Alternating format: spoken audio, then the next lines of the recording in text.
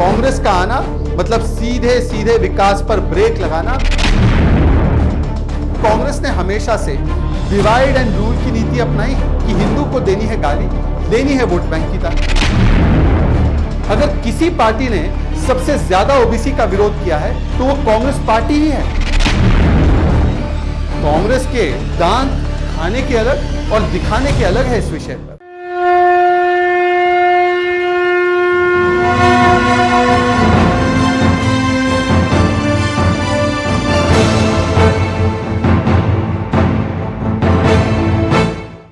नमस्कार, आप देख रहे हैं भारत की बात मेरे यानी शहजाद के साथ। और आज हम बात करेंगे कि क्या भारत को बांटो और राज करो का प्लान बना चुकी है कांग्रेस।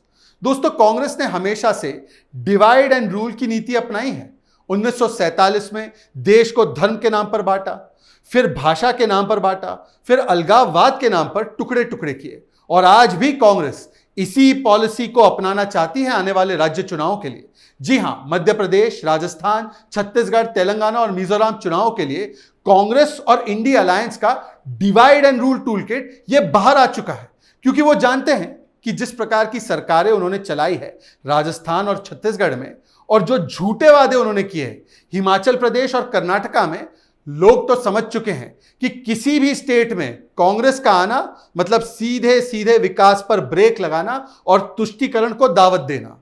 वैसे तो ये ड्रामा करते हैं इंडी गठबंधन वाले कि इनका नारा है जुड़ेगा भारत, जीतेगा इंडिया। पर सावधान रहिए, जाति के नाम पर हिंदू समाज को बांटो और हिंदू और सनातन को गाली देकर वोट बैंक को साधो, यही इनका असली टूलकिट है। रावण भी तो साधु का ही चोला पहनकर आया था। वैसे इंडिया अलायंस के लोग चाहे कोई भी चोला अपना ले, उनकी नीयत बांटने वाली है। आज मैं आपको कुछ ही देर में 5 ऐसे प्रमाण दिखाने वाला हूं जिससे कि इनका टूलकिट पूरी तरह से एक्सपोज हो जाएगा और साथ ही इनका असली विभाजनकारी एजेंडा क्या है वो भी आप समझ जाएंगे। प्रमाण नंबर 1, ओबीसी कास्ट सेंसस। दोस्तों, कांग्रेस और इंडी गठबंधन के लोग आजकल ओबीसी कास्ट सेंसस को लेकर बहुत बोलने लगे हैं। राहुल गांधी तो लगातार इस पर बयान देते हैं। जरा सुनिए उनकी बातें कि इस देश में कितने ओबीसी हैं, कितने दलित हैं, कितने आदिवासी हैं, और उस सवाल का जवाब सिर्फ कास्ट सेंसस से मिल सकता है। ये कहते हैं कि जब यूपीए की सरकार थी तब हमने ओबीसी कास्ट सेंसस करवाया। इसकी सच्चाई क्या है? यूपीए सरकार ने जो 2011-12 में कास्ट सेंसस करवाया था उसे उसने कभी रिलीज नहीं किया। यूपीए की सरकार इसके सख्त खिलाफ थी। नेहरू जी का कि वो कास्ट सेंसस के खिलाफ थे, यह हवाला देकर उसे ठंडे बस्ते में डाल दिया गया। उस समय के जो मंत्री थे यूपीए सरकार के, अजय माकन, उन्होंने तो खुला पत्र भी लिखा कि हमें कास्ट सेंसस का विरोध करना चाहिए। और देखिए ये ट्वीट कार्ति चिदंबरम का, सुपुत्र है पी चिदंबरम के, वो ट्वीट आज भी मौजूद है कि किस प्रकार से उन्होंने कास्ट सेंसस का विरोध किया। वो तो इसे रेट्रोग्रेड और अन इंडियन बता रहे हैं। जो कास्ट सेंसस यूपीए ने करवाया था उसमें 8 करोड़ से ज्यादा त्रुटियां थी, 8 करोड़ से ज्यादा एरर्स थे, और कई करोड़ एरर्स स्टेट गवर्नमेंट्स को कहने के बाद भी रेक्टिफाई नहीं किए गए। इसमें वेस्ट बंगाल, राजस्थान, तमिलनाडु जैसे स्टेट्स हैं।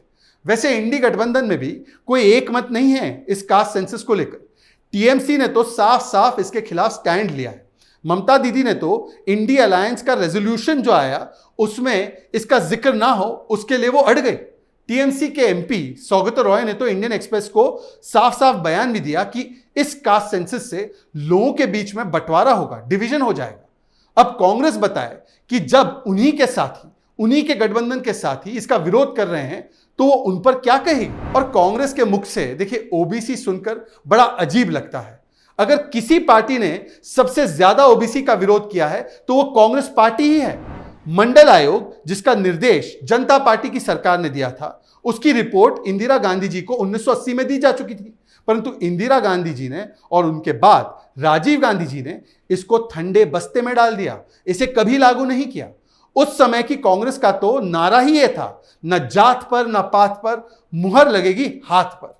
जब वीपी सिंह की सरकार आई तो मंडल आयोग की रिपोर्ट को लागू किया गया, परंतु उस समय पर राजीव गांधी ने खुलकर इसका विरोध किया, और वो भी लोकसभा के पटल पर। जहां तक कास्ट सेंसस की बात है तो ओडिशा की सरकार ने भी, बीजेडी की सरकार ने भी जब कास्ट सेंसस के सर्वे का बात करना शुरू किया और उसे करवाया, तब कांग्रेस ने इसका खुलकर विरोध किया। ओडिशा की कांग्रेस ने विरोध किया इसका। वर्ष 2015 में कर्नाटका के मुख्यमंत्री सिद्धरमैया थे। एक कास्ट सेंसस वहां पर भी हुआ था। 2018 तक, जब तक उनकी सरकार रही, उन्होंने इसके फाइंडिंग्स क्यों पब्लिक नहीं किए? आज भी उन्हीं की सरकार कर्नाटका में है। कांग्रेस के दांत खाने के अलग और दिखाने के अलग है इस विषय पर। यही तो कांग्रेस का असली चेहरा है। सच्चाई यही है कि ओबीसी से इन्हें कोई मतलब नहीं है। कांग्रेस तो वही पार्टी है ना जिसके सलमान खुर्शीद ने, बड़े मंत्री भी है और परिवार के निकट भी है, उन्होंने एक बार कहा था कि ओबीसी कोटे में से 4.5% कोटा मुसलमानों को दिया जाना चाहिए। मतलब कि धर्म के आधार पर रिजर्वेशन की बात उन्होंने की, और यह तो अंबेडकर जी की कल्पना के सख्त खिलाफ है। इसमें तो सीधा सीधा नुकसान ओबीसी समाज का होता है। कांग्रेस ने तो कभी भी ओबीसी का साथ नहीं दिया है। ओबीसी आयोग को भी जब संवैधानिक दर्जा दिया गया तो कांग्रेस की बदौलत नहीं, प्रधानमंत्री मोदी जी की वजह से दिया गया। और जब इस संवैधानिक कमीशन ने एक रिपोर्ट सौंपी कि किस प्रकार से ओबीसी का अधिकार छीना जा रहा है, कौन से राज्यों में, राजस्थान में, बिहार में और बंगाल में तो रोहिंग्याओं को ओबीसी आरक्षण के नाम पर आरक्षण दिया जा रहा है, तब इस पर पूरी तरह से सेक्युलर सन्नाटा छाया रहा। यही असली चेहरा है कांग्रेस पार्टी। प्रमाण 2, हिंदू सनातन को गाली, विभाजन की आग लगा दी। जब से इंडी गठबंधन की मुंबई में मीटिंग हुई है, एक पैटर्न आपने नोट किया होगा। वैसे तो इनमें कोई कंसेंसस नहीं है, ना लोगों पे, ना लोगों के लिए क्या करना है, ना झंडे पर, ना एजेंडे पर, ना नेता पर, ना नीति पर। कंसेंसस सिर्फ एक बात का है कि हिंदू को देनी है गाली, लेनी है वोट बैंक की ताली। तब से उदयनिधि स्टालिन का सनातन को खत्म करने वाला बयान आता है, फिर प्रियांक खड़गे का बयान आता है जिसमें वो सनातन की तुलना बीमारियों से किए जाने पर सहमति जताते हैं। जी परमेश्वर कांग्रेस सरकार के गृह मंत्री हैं, हिंदू धर्म को लेकर अजीबोगरीब बयान देते हैं। ए राजा ने तो हिंदू धर्म की तुलना एड्स से कर दी और ग्लोबल मेनेस भी कह दिया। क्या यह सब संयोग है? डीएमके के एक मंत्री पवन मुंडी जी ने तो साफ साफ बता दिया कि यह कोई उनकी पार्टी का नहीं, इंडी गठबंधन का एजेंडा है। लगातार अगर आप देखेंगे तो हिंदू को गाली देने के अलावा कुछ हिंदू आस्था के केंद्र पर भी, उनके दस्तावेजों पर भी, उनकी मान्यताओं को भी निशाने पर लिया गया। रामचरितमानस को आरजेडी के चंद्रशेखर मंत्री है, उन्होंने पोटेशियम साइनाइड कह दिया। स्वामी प्रसाद मौर्य तो लगातार हमला कर रहे हैं, हिंदू धर्म को धोखा ही बोल दिया। तिलक लगाने वालों पर भी हमला किया गया आरजेडी के द्वारा। और उसी समय पर आपको याद होगा ममता दीदी और सिद्धरमैया जी दोनों का एक वीडियो सामने आता है कि वो तिलक लगाने से इनकार कर देते हैं। फिर उसके बाद कुछ स्ट्रैटेजी चेंज कर दी गई। मनोज झा से ठाकुरों पर विवादास्पद बयान दिलवाया गया पार्लियामेंट में। सुनिए उन्होंने क्या कहा। चूल्हा मिट्टी का, मिट्टी तालाब की, तालाब ठाकुर का, भूख रोटी की, रोटी बाजरे की, बाजार खेत का, खेत ठाकुर का। कुल मिलाकर एजेंडा बिल्कुल साफ है। हिंदू समाज में एक के बाद एक दरार और फॉल्ट लाइंस पैदा करो, जाति के आधार पर, कभी फॉरवर्ड और बैकवर्ड नहीं तो फॉरवर्ड वर्सेस फॉरवर्ड ही कर दो। दूसरी तरफ ये लोग वही हैं जो पिछड़ों की बात तो करते हैं, परंतु मुस्लिम समाज में जो पसमानदा है, जो लगभग 85% है मुस्लिम समाज का, उसकी तरफ तो ये देखते तक नहीं। उनसे कहते हैं कि मुस्लिमों एक हो जाओ। आपने ये भी देखा होगा कि आजकल टेलीविजन पर बहुत सारे सर्वे चलने लगे हैं। कौन जीतेगा मध्य प्रदेश, कौन जीतेगा छत्तीसगढ़, कौन जीतेगा राजस्थान। उसमें हिंदू समाज को अगड़े, पिछड़े, Brahmin, Kshatriya, OBC, SC, ST, Jat, Kurmi सब में बांटा जाता है। पर कभी आपने देखा है कि कोई ऐसा विश्लेषण हो कि कौन से समाज से आते हैं दूसरे धर्म के लोग? ये नहीं किया जाता, केवल हिंदू समाज को ही टारगेट किया जाता है। प्रमाण 3, महिलाओं में भी डिवाइड एंड रूल। अभी हाल ही में आपने कांग्रेस की एक नेत्री रागिनी नायक का वायरल वीडियो देखा होगा, जहां पर किस प्रकार से कांग्रेस महिला आरक्षण में भी विषय को जाति पर ले जाने की और महिलाओं के बीच में विभाजन करवाने की पूरी स्ट्रैटेजी बना रही है। नहीं देखा तो देखिए ये वीडियो। क्योंकि फिर वो 118 कांग्रेस भी लड़ाएगी, 118 भाजपा भी लड़ाएगी, वरना हम लड़ा रहे हैं, दूसरा नहीं लड़ा रहा। दीदी अभी जो लिस्ट आई है उसमें एक भी ओबीसी नेता नहीं। कौन सी लिस्ट आई? 40 की लिस्ट सेकंड वाली आई, इसमें एक भी ओबीसी महिला है पक्का। सोचिए आज 27 वर्ष बाद प्रधानमंत्री मोदी के दृढ़ निश्चय की वजह से नारी शक्ति वंदन कानून पारित हुआ, जो महिलाओं को 33% आरक्षण सुनिश्चित करता है, परंतु कांग्रेस को इसमें भी डिवाइड एंड रूल करना है। इस आरक्षण में भी ओबीसी महिला के लिए आरक्षण नहीं है, इसको उठाकर महिलाओं को बांटने की कोशिश कर रही है कांग्रेस। ये वही कांग्रेस है जिसने 2010 में जब विमेन्स रिजर्वेशन बिल राज्यसभा में भारतीय जनता पार्टी के समर्थन से पारित किया, तब उसने कोई भी ऐसा कोटा नहीं रखा था ओबीसी समाज के लिए। और जब सोनिया गांधी से पूछा गया इसके बारे में, तो सुनिए सोनिया गांधी ने क्या कहा। I would say, who prevents you from giving to Muslim women, to OBC women, a seat in the reserved 33%? Who's going to prevent them from doing it? और तो और यूपीए की सरकार ने तो साफ साफ कह दिया ओबीसी कोटा नहीं होगा, क्योंकि आज भी ओबीसी को अगर देखा जाए तो पॉलिटिकल सीट्स पर रिजर्वेशन नहीं मिलता। अगर कांग्रेस ओबीसी महिलाओं के लिए सच में इतनी चिंतित थी तो 2010 से लेकर 14 तक उसको यह बात क्यों याद नहीं है? तब तो आरजेडी, समाजवादी पार्टी, ये सभी पार्टियां जो बिल की कॉपियां फाड़ रहे थे इसी मुद्दे को लेकर, वो उनके साथ थी। सच तो यह है कि कांग्रेस जानती है कि ऐसा सुझाव महिलाओं का नुकसान करेगा।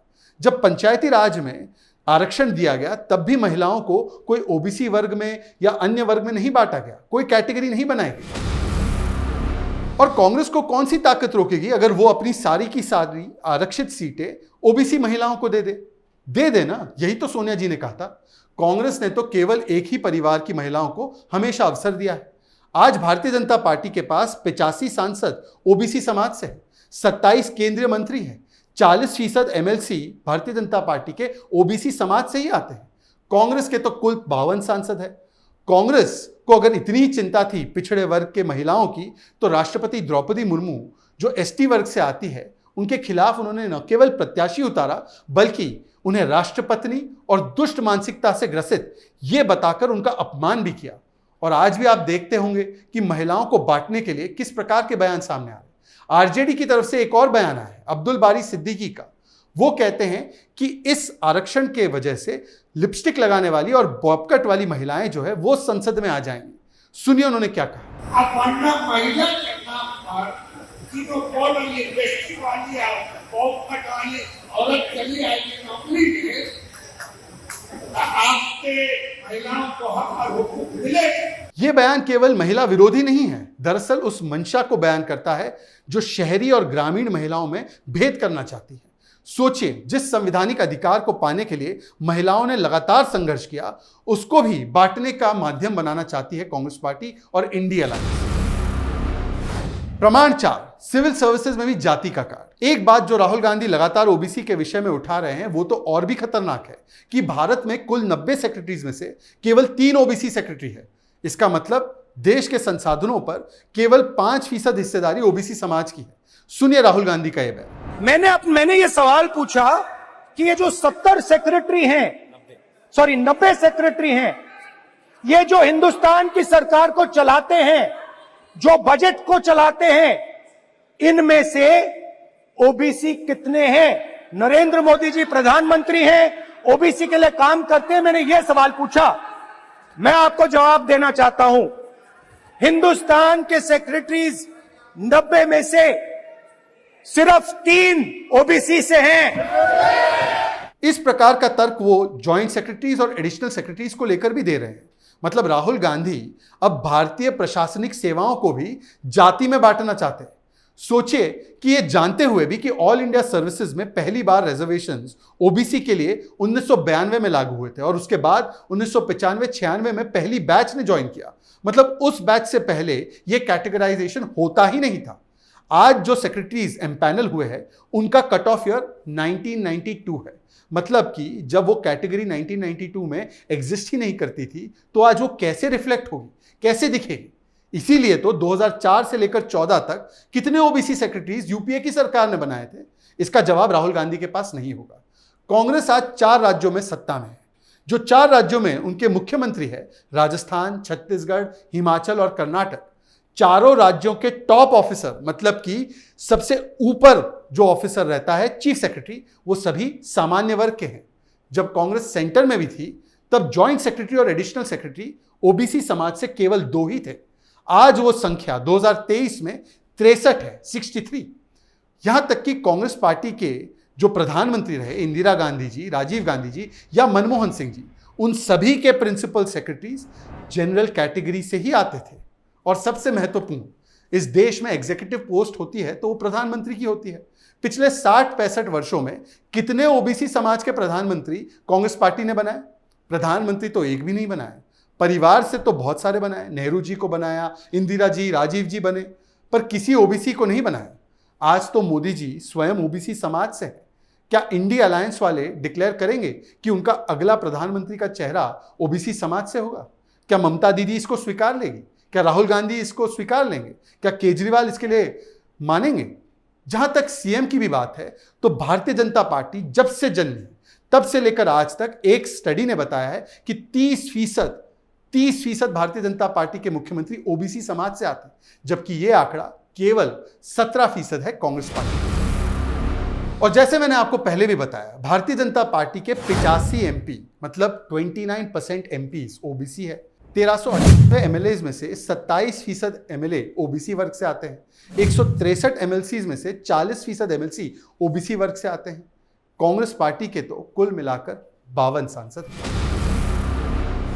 प्रमाण 5, आर्मी में भी बांटने की सियासत। अगर इतना काफी नहीं था तो कांग्रेस पार्टी अब भारत की सेना, जो भारत की एकता और अखंडता को हमेशा सुरक्षित रखती है और जहां पर किसी प्रकार का भेदभाव नहीं होता, ना धर्म का ना जाति का, वहां पर भी कांग्रेस बंटवारा करवाना चाहती है। राहुल गांधी का एक वीडियो वायरल हुआ था जिसमें कि वो भड़का रहे हैं कि किस प्रकार से OROP, one rank one pension का ज्यादा फायदा ऑफिसर्स को मिलता है ना कि जवानों को। सुनिए ये बात। वन रैंक वन पेंशन में ऑफिसर्स को ज़्यादा फ़ायदा मिला और जो हमारे जवान हैं उनको कम फ़ायदा मिला, मगर शायद ओआरओपी ज़्यादा जवान को चाहिए होता है, मतलब उसके लिए ज़्यादा ज़रूरी है कि ऑफिसर के लिए, और एंड में लड़ता तो जवान है। सोचिए कितनी घटिया मानसिकता का परिचय है। जो काम पाकिस्तान या चाइना करे तो समझ में भी आता है वो देश के दुश्मन है। देश का एक सांसद ये काम कर रहा है, वो भी ऐसा सांसद जिसके परिवार ने ओआरओपी की मांग को लगातार 40 वर्षों तक लटकाए रखा। उल्टा इंदिरा गांधी जी ने तो ओआरओपी को 1973 में समाप्त कर दिया था। सोचिए 1971 में इतनी बड़ी युद्ध जीतने का काम भारत की सेना करती है और कांग्रेस ने सामने सेना को यह तोहफा दिया।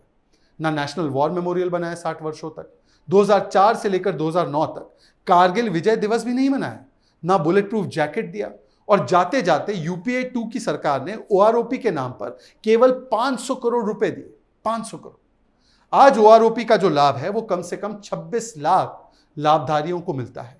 उसमें एक्स सर्विसमैन हैं, 60,000 से ज्यादा वीरांगनाएं हैं, और जो लाभ मिलता है उसमें से 86% जेसीओ, एनसीओ और अन्य रैंक के हमारे सैनिक हैं, 14% ऑफिसर। कुल मिलाकर कांग्रेस और इंडी गठबंधन का ये जो प्लान है वो यही है, हिंदू को बांटो, महिलाओं को बांटो, जातिवाद का जहर घोल दो समाज में, और ये केवल इसलिए क्योंकि प्रधानमंत्री मोदी को हटाना है। किसी भी तरीके से मोदी को हटाना है, इसलिए देश को बांटो। आप सभी को सावधान रहना होगा और इनका असली चेहरा समझना होगा। अगले हफ्ते हम फिर मिलेंगे। देखते रहिए भारत की बात मेरे साथ। जय हिंद, जय भारत।